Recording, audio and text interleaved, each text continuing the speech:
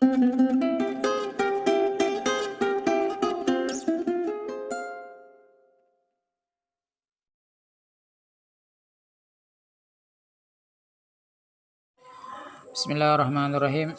Alhamdulillahirabbil alamin. Allahumma shalli ala sayyidina maulana Muhammadin al-fatih lima ughliq wal khatim lima sabaq nasirul haqqi bil haqqi wal hadi ila siratal mustaqim ala haqqa qadri wa man tabi'a da'wata wa sara ala manhajihi syarif. Amma ba'du. Faqala al-mu'allif hafizahullah wa nafa'ana bihi bi ulumi fid dharain amin. Faslun fi aqsamil iftari bi'tibari ma yalzamu bisababi. Pada kesempatan video keempat ini kita akan membahas perkara-perkara yang membatalkan puasa karena sebabnya. Artinya dalam kitab ini pengarang ingin menjelaskan bahwa ada beberapa bagian puasa yang batal, yang kemudian batalnya puasa itu memiliki konsekuensi hukuman. Nah, hukuman itulah yang akan kita bahas pada video kali ini. Yang pertama adalah jika ada orang yang melaksanakan hal-hal yang membatalkan puasa secara syariah. Nah, sebagaimana kita ketahui bersama pada video sebelumnya bahwa yang membatalkan puasa itu ada dua bagian. Yang pertama membatalkan pahala puasa tanpa membatalkan puasanya sendiri, disebut dengan muhbitat. Kemudian yang kedua membatalkan puasa, pahala puasa sekaligus wajib untuk mengqadha yang disebut dengan mufattirat. Nah, bab ini menjelaskan konsekuensi jika puasa kita atau puasa seseorang menjadi batal karena mufattirat, karena membatalkan puasa. Nah, itu ada terbagi 4 macam. Yang pertama adalah ma yalzamu fihi al-qadha wal fidyah. Orang yang batal puasanya itu bagian pertama adalah dia yang batal puasa, kemudian dia wajib untuk mengqadha dan dia wajib untuk membayar fidyah. Pertama, dia wajib untuk qadha dan yang sekaligus dia wajib membayar fidyah. Siapa mereka? Mereka adalah al-iftaru li khaufin ala ghairihi. Orang yang membatalkan puasanya karena khawatir atas orang lain. Orang yang membatalkan puasanya karena khawatir atas orang lain. Kafitril hamil li khaufiha ala janiniha. Nah, gambarannya seperti seorang wanita yang sedang hamil, kemudian dia membatalkan puasanya karena dia mengkhawatirkan janinnya. Wal murdi'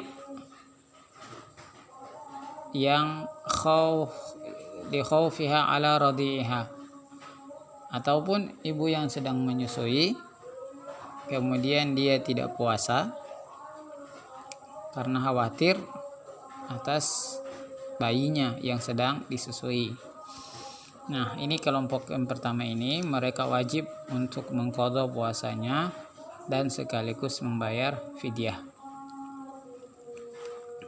Sebagaimana dikatakan dalam kitab Zubat, wal muddu wal qadha li dzatil hamli aw murdi'in in khafata lit tifli. Wal muddu wal qadha li dzatil hamli, satu mud dan wajib mengqadha li dzatil hamli bagi mereka yang hamil, aw murdi atau wanita yang menyusui, in khafata jika keduanya itu mengkhawatirkan lit tifli, kekhawatiran atas tifil, anak kecil. Yang kedua adalah al-iftaru ma ta'khiril qadha ma imkanihi hatta ya'tiya Ramadan akhar. Orang yang wajib untuk qadha plus dia wajib membayar fidyah jika dia membatalkan puasanya ma'a ta'khirul qada, dan dia mengakhirkan qada puasanya padahal dia mampu, hatta ya'ti Ramadan akhir, sampai masuk Ramadan selanjutnya. Nah, ini gambarannya begini. Ada seorang wanita, dia haid di bulan puasa. Kemudian selesai puasa, dia tidak membayar puasanya, dia tidak qada puasanya. Padahal dia mampu untuk mengqada puasanya. Dia tunda, dia sengaja tunda sampai masuk ke Ramadan selanjutnya. Nah, jika masuk Ramadan selanjutnya, maka setelah Ramadan itu keluar, Ramadan kedua ini usai tuntas, maka dia wajib untuk mengqada puasa Ramadan tahun sebelumnya, plus dia harus membayar fidyah. Saya ulangin. Kelompok kedua, contoh orang kedua yang wajib untuk membayar qada, wajib untuk qada puasa dan wajib untuk membayar fidyah adalah seorang yang batal puasanya di Ramadan, entah karena dia tidak puasa atau dia puasa kemudian batal, kemudian di selesai Ramadan itu dia tidak mengqada puasanya, dia tunda sampai puasa yang baru datang lagi, maka selesai puasa itu dia wajib mengqada puasa sebelumnya dan juga dia harus dikenakan fidyah. Apa itu fidyah? Ya muddun wahidun likulli yaumin min ghalibi qutil balad. Fidyah yang dia keluarkan adalah 1 mud untuk setiap hari dari makanan yang aglabiyah, makanan yang biasa dimakan, ya, beras. Watatakarral fidyatu bitakarruri sinin, dan fidyahnya itu dia berganti, dia berulang setiap tahun. Artinya tahun ini dia tunda 1, tahun depan dia tunda naik jadi 2. Qadanya tetap 1 tapi fidyahnya yang berlipat. Itu kelompok pertama yang wajib qada puasa plus dia harus bayar fidyah. Baik, kita masuk ke kelompok yang kedua. Siapa mereka? Mereka adalah orang yang wajib qada tapi dia tidak membayar fidyah. Kelompok ini ringan saja. Kalau yang pertama tadi mereka wajib qada, wajib bayar fidyah. Kalau yang kedua mereka wajib qada tapi tanpa bayar fidyah. Manhum, siapa mereka? Seperti kamugma alaih, orang yang pingsan di siang hari bulan Ramadan. Wanasian niyah, atau orang yang lupa niatnya. Ini dalam mazhab Imam Syafi'i, dia wajib qada. Jadi kita harus berhati-hati. Setiap malam kita harus berniat. Kenapa? Karena meskipun sah menurut mazhab Imam Malik cukup niat, tapi dalam mazhab Syafi'i kita wajib untuk mengqada. Wal muta'addi bi fitrihi bi ghairi jima'in, dan orang yang sengaja makan di siang hari, makan, dia sengaja makan, tidak ada hujan, tidak ada angin, dia langsung makan, dia wajib bayar qada tanpa membayar fidyah. Kemudian yang ketiga, ma yalzamu fihi al-fidyatu dunal qada. Ada lagi kelompok yang ketiga, mereka itu kebalikan dari kelompok yang kedua. Kalau yang kedua itu wajib qada tanpa fidyah.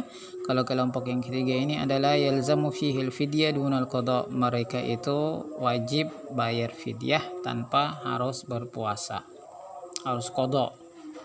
Siapa mereka? Kasyekhin kabirin, seperti orang-orang yang sudah syebeh, tua. Al-marid alladzi la yurja bur'uhu, atau orang-orang yang ketika bulan puasa dia tidak berpuasa karena dia menderita sebuah penyakit yang penyakit itu memang tidak bisa untuk diharap sembuh, maka selesai puasa dia wajib bayar fidyah. Itu yang kelompok ketiga.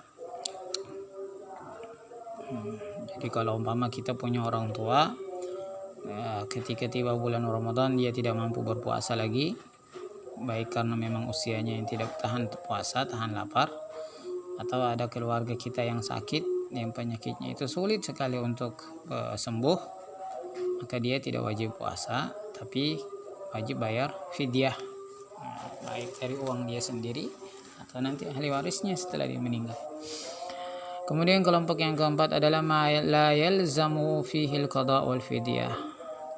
Kelompok keempat adalah orang-orang yang tidak wajib qada dan juga mereka tidak wajib bayar fidyah, kebalikan kelompok yang pertama.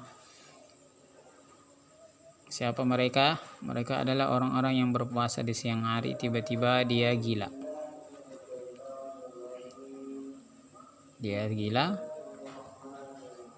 Meskipun sebentar, sebagaimana kita ketahui sebelumnya bahwa orang yang berpuasa kemudian gila, meskipun sebentar adalah batal puasanya. Tapi nanti setelah dia kembali sadar, maka puasa yang rusak hari itu karena gilanya dia itu tidak perlu untuk diqadha dan juga dia tidak perlu untuk membayar fidyah.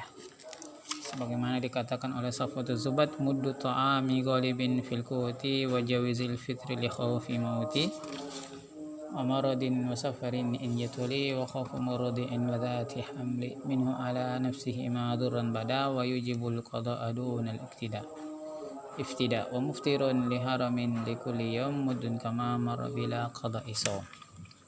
Muddu ta'ami ghalibin fil quti, satu mud makanan yang biasa dimakan, wajawizil fitri li khawfi mauti, dan boleh untuk itu bagi mereka yang meninggalkan puasa karena takut penyakit yang mematikan, amarodin karena sakit, wasafarin karena musafir, inyatuli wa khawfi murdiin, dan juga bagi mereka ibu hamil dan ibu menyusui, minu ala nafsihi madurran bada, yang dia khawatir atas dirinya sesuatu atau mengkhawatirkan atas orang lain.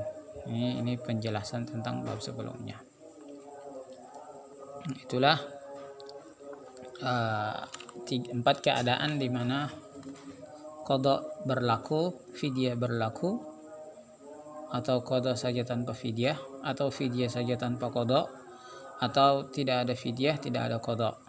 Itu bagi orang-orang yang batal puasanya atau orang-orang yang memang tidak berpuasa. Kita simpulkan, orang yang tidak berpuasa atau batal puasanya terbagi 4 dalam masalah membayar, mengganti. Yang pertama adalah ma yalzamu fihi al-qada wal fidyah, mereka yang wajib untuk qada dan wajib untuk bayar fidyah. Itu 2 kelompok, ibu hamil, ibu menyusui, atau orang-orang yang